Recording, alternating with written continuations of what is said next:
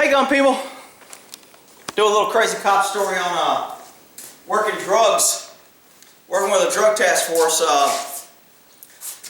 If the drug task force had somebody on vacation or something, they need extra bodies, sometimes they would grab somebody from another task force. Like if I was working on one task force and we had a couple guys on vacation and there was only a few of us and we really couldn't go out and do much with just one or two of us except maybe make some car stops.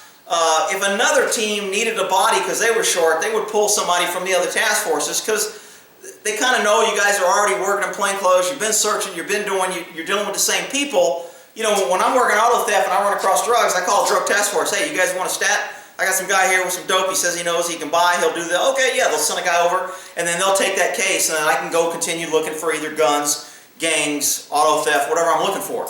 So it's common for task forces to kind of overlap and understand, you know, and a lot of times if we're searching one house and somebody gives us intel that, hey, they're running dope out of that house too. I know you're just looking for auto theft stuff, but they got a lot of dope in there and they're growing marijuana, and I think they got a meth house in the back. Well, then we're going to have Yonet, or it was Yonet who I was working with because that was the task force in the county that I worked in. If we were in Sacramento, it would be SACNet for Sacramento Narcotic Enforcement Team. Yonet was Yellow Narcotic Enforcement Team. So each county had their own little team.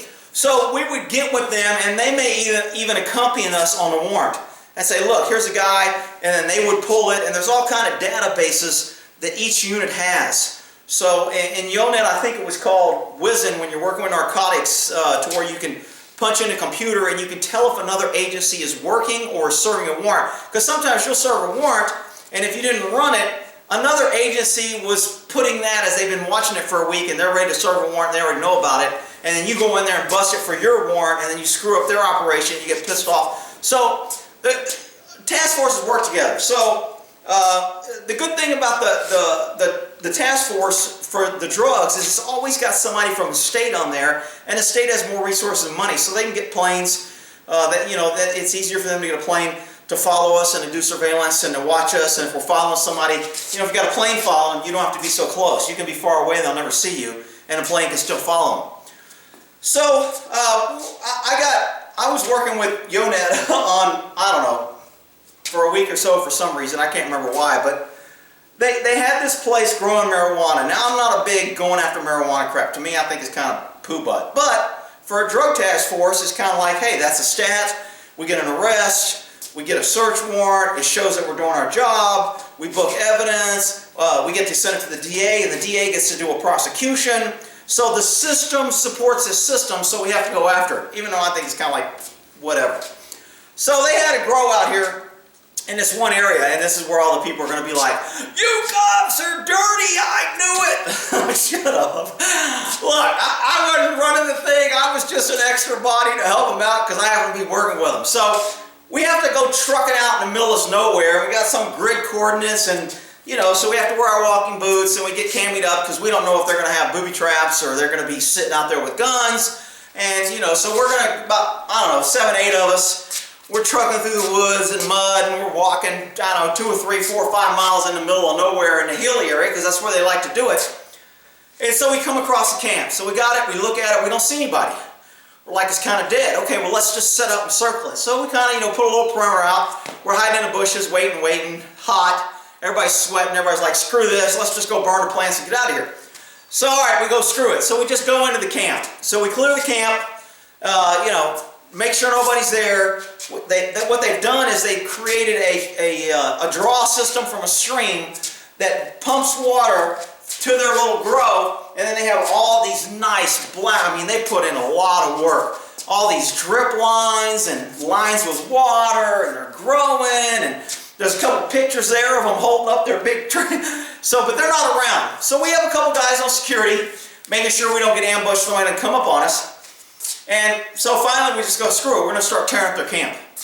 I know it's probably unconstitutional, I know it's probably wrong, but you know what? It is what it is. So we start pulling all their hoses up, cutting all their water lines. We totally destroy their grow. We tear up their whole camp. The plants that are big enough, the little ones I think just stomped on and cut them down, but some of the big ones they cut up so we could take them back as evidence. And I can't remember if we burned them out there too. I think they booked them and then they burned them later. But anyway, we pretty much trashed these guys' camp.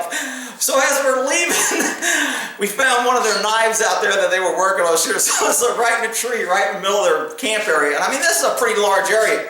I mean, this whole grow was probably on a good 5-10 acres. It was a pretty large area. It was a pretty sophisticated thing. But the guys weren't there, and we couldn't catch them. And I'm not sure if we knew who was doing it because of the buy or whatever. All I remember is we tore this freaking camp. We destroyed all their shit. And I'm just like, dude, they're going to be pissed when they get back.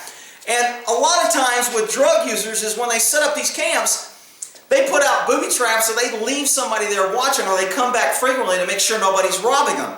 So that's why we had a couple guys with security, but for them to leave this camp for so long, when they come back, they're going to be pissed and looking for revenge on who trashed their camp. So in order, you know, being the good cops that we were, in order to prevent some civil outbreak of marijuana growers anonymous fighting each other, they took their knife and they stuck it in a tree with the business card that said, you know, California State Narcotics Enforcement Team, we took your plants, we took your gear, and we destroyed your camp. If you have any questions, please contact us.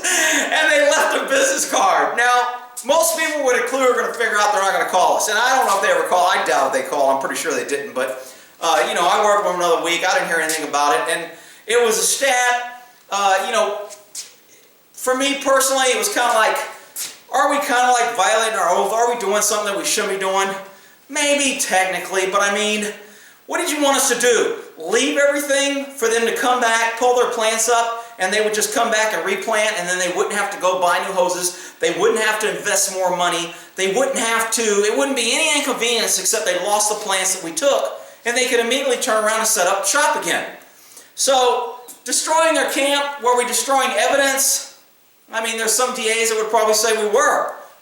In my mind, there was no doubt we were destroying evidence. But, you know, you took pictures, you had it preserved, and you weren't going to leave it.